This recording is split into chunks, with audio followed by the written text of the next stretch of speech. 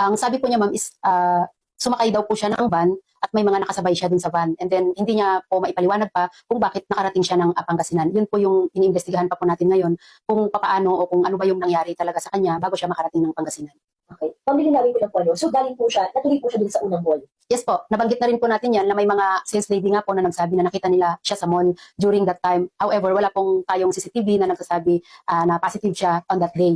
Pero nito nga, nung nakausap na natin, nabanggit niya na pumunta nga siya doon sa mall, pero parang lumipat siya, kaya kinailangan niyang sumakay ng SUV. SUV na yun, ma'am. Sino daw yung nakasabay niya po? Nakwento niya po gaano karami, mga babae ba to, lalaki? Ano yung description niya dun sa pagsakay niya? Ang initial po niyang nasabi is may kasabay siyang 2 lalaki at saka yung driver po ng van.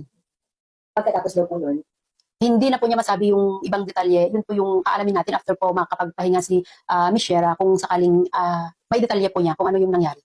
So parang lumalabas, ma'am, hindi na siya nakababa o nakarating dun sa ever. Dahil itong sinasakyan niya, dumiretso po sila sa Pangasinan. Ganun po ba?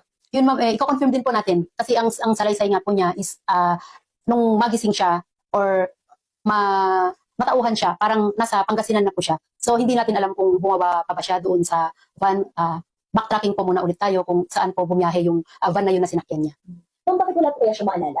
Meron po ba siya nabanggit, ma'am, na pinainom ba siya, pinakain ng something para makatulog o nawala ng malay? Bakit hindi na po maalala yun? I-check po natin ma'am kasi wala din po siyang nabanggit kung ano po yung nagawa sa